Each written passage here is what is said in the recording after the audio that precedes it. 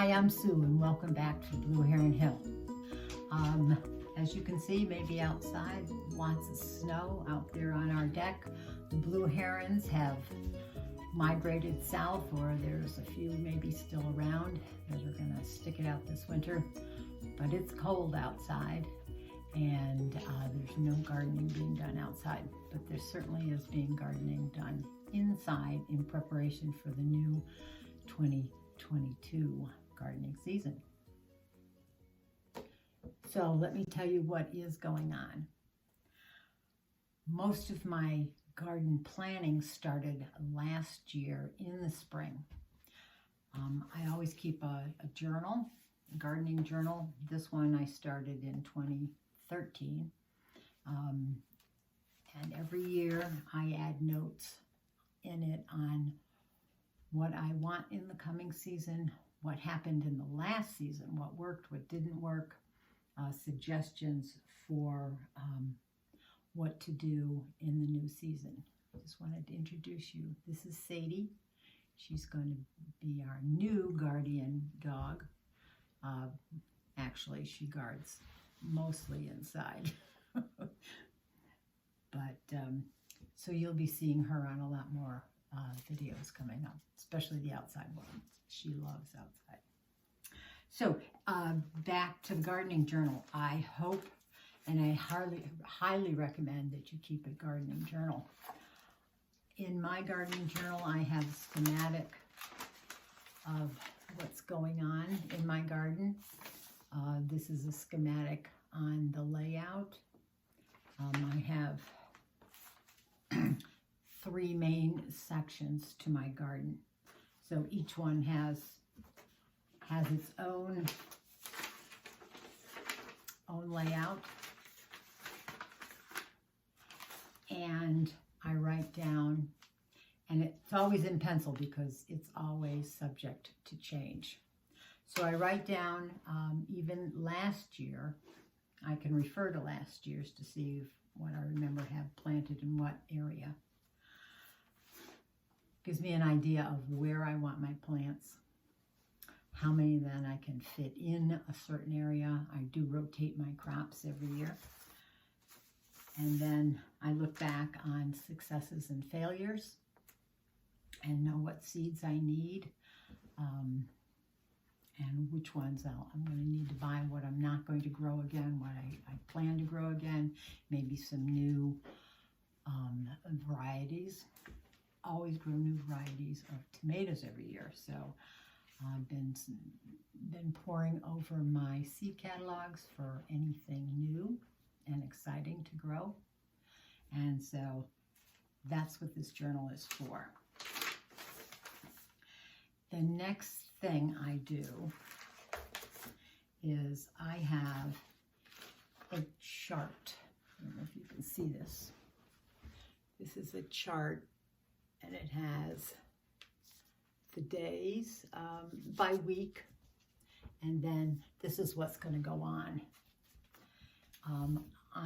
in those weeks. So last year, this is the first time I've really written it out so detailed. Last year I started on January 18th, and I started with a couple weeks of maintenance, which means cleaning up your pots, making sure you have your soil mixes, all you need for starting seeds indoors, if that's what you're going to do. If you don't start seeds indoors and you just rely upon getting them from the nursery, that's fine. But it's also a good idea to keep one of these or something like this.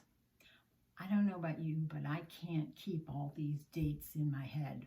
I can't keep, I know my frost dates, but I can't remember when I planted something, when it's supposed to be harvested, and when I plan to plant, say, fall gardening crops and stuff like that. Best to write it down. So I've always started in January, and each week has its own space for what I'm going to be doing for starting seeds or for planting seeds outside in the garden. And I usually go to the end of May because my last frost date is somewhere early May. It can vary from year to year. You have to keep your eye on the forecast and see if you're going to get any late frost that might hinder you planting some of those tender vegetable crops or even flower crops. So I usually go to May, the end of May.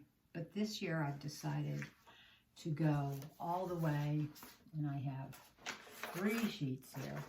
I'm going to go all the way into October. And the reason being is that I am going to, when I plant a seedling outside, I am then going to count ahead according to the seed packet and put down when the first harvest would be for that. So that would give me an indication of when I'll be able to free up that bed if I harvest that crop that's in that bed, and then what I can put into that bed as a fall crop. So then I can back up from that point and make sure I have seedlings ready and available, so there's very little downtime on every single bed that I plan to use for fall harvest or even winter harvest. So the gardening I am going to get started in downstairs in my grow room down in my basement. After doing my final maintenance with making sure my lights work, making sure I have all my pots, all my seed mixture, and all of that. The first thing I'm going to plant, and the end of January, I'm going to be planting celery. Last year I planted celery about the same time.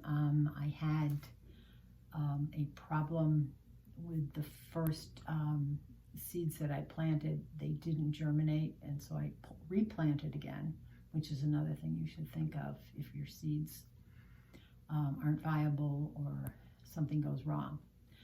Celery has a very long grow time and a very long germination time also. So celery, and then I'm going to plant some indoor lettuce and see if I can get some to grow to harvest, maybe baby greens or something like that. And then on down in January, end of January, I'm going to be starting my onions and my leeks. So I've started the first few weeks writing down what I need to do, which brings to mind the seeds. Not only ordering seeds, of course, we're all poring over all of those seed catalogs and just drooling and hoping our gardens are bigger and we have more time. So before you get into actually start planting your seeds, either out in the garden or in some kind of a grow room or on your windowsills, or starting your seedlings indoors, it's important to way back in the fall, when you're not using your seeds, is to store them correctly. Seeds need a few things to germinate. They need moisture, they need warmth, and they need light. So those 3 things you want to deprive your seeds of until you want them to germinate. So you don't want them in a moist environment. You want them in a very dry environment. You want them in a cool one, not a warm one, and you want them out of the light. So if you're like me, who started to save seeds from my plants in my garden in the preceding summers, you want some way to store them. So I know a lot of people have seen these kind of seed storage things. This is usually I think they're advertised as photo storages. They fit a 4x6 photos in here. Many people who save seeds use this kind of thing. You can find them on Amazon. I think they run almost $30. But if you're lucky, you can go to Michael's or Joann's or someplace like that and get it for almost half that price. So check out those areas first. So I have all my seeds categorized into their variety, you know, tomatoes, and then all the tomato varieties are in here. Well, I have cherry tomatoes, and then I have regular slicing tomatoes and paste tomatoes. Anyway, this goes downstairs in my basement in the furnace room, which is on the cool side, but it's dark and it's dry. So that's where they hang out most of the year until I need them out in the garden or I need to start seedlings for them. So get yourself some kind of a system. A cardboard box is fine, as long as it's stored in an area where it's not going to have too many fluctuations of temperature and humidity, and certainly not light. Another thing I use my gardening journal for is all these little tables and graphs and charts and things like that help me as a gardener to grow better plants in my garden. I have I'll read this, it's a seed viability chart. And I have some seeds in here that are probably 4 or 5 years old. And it's important that not all seeds, even though they're kept in the best conditions, not all seeds are going to be, their viability is not going to last 4 or 5 years. For example, onions, parsley, parsnips, things like that, they don't have a very long shelf life. They're about 1 year. You can expect to get germination and maybe into the 2nd year. So those are things that I have to purchase every year. Parsley, for instance, I'll let some of my parsley go to seed and I'll save that seed, or else it actually self-seeds back into the garden and I can use it that way. And parsnips is a notoriously slow germinator, and the germination rates are really poor on that. So I always, if I grow parsnips, which I'm not going to this year, I did the preceding year, and I still have a lot in my storage. So onions I buy every year, onion seed and onion plants. Another thing, peppers.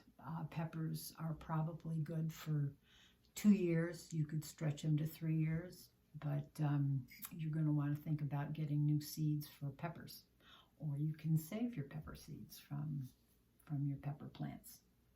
Anyway, I'll try and post a close-up picture of this one in the video.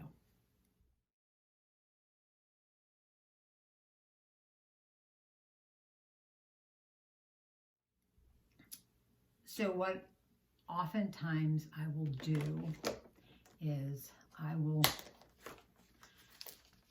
get my seed packet. Here's a free one. These I grew last year. Not a bad tomato. Really wasn't too bad. Very interesting. It was white.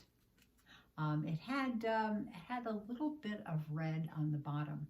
It was a tasty one. I probably won't grow it again this year, but this was a free seed packet. I will take my seed packets, and if they don't have the year on it, I will make sure I write what year I picked this this particular tomato up, so I know that the year of its best viability and how long that I'll be able to keep it in here. Like this one, for instance, this was alpacas, and I put down 2021 that I purchased this. I also saved seeds from these. This is an heirloom tomato, and the seeds save very well. You should write all the different important information about a tomato seeds, or tomato plant, the plant that this seed is going to produce. This one I wrote 85 days. And so that would be great for putting on my chart that 85 days from when I planted it, it will start producing, and I'll see if that is accurate. Anyway, a few things just to keep things straight. Just a little organization, a little bit will go an awfully long way. Let me talk a little bit about the hardiness zone. All the hardiness zone is going to tell you, mine being 6A, is that it will give you your average date for your last frost in the spring, mine being beginning of May. It'll also tell you just the average of your first frost in the fall, mine being beginning of October to mid-October. It's not going to tell me anything in between that. So in starting to garden now, well, I know not really, but making a plan to, yes. And starting to develop this plan with a little bit of organization with my journals, my log charts, doing seed viability tests, making sure my seeds are stored fine, doing maintenance on all my gardening equipment, from pots and pans and little stake markers and seed trays, and all washed up and clean, and seed mixes mixed up, and I'm all ready to go. Now we have the enthusiasm and the anticipation for growing wonderful things in this summer's garden. Now I feel like I'm getting ready for everything to start happening. So on this snowy and cold January day here on Blue Heron Hill, I want to say happy gardening. See you in the next video. Bye.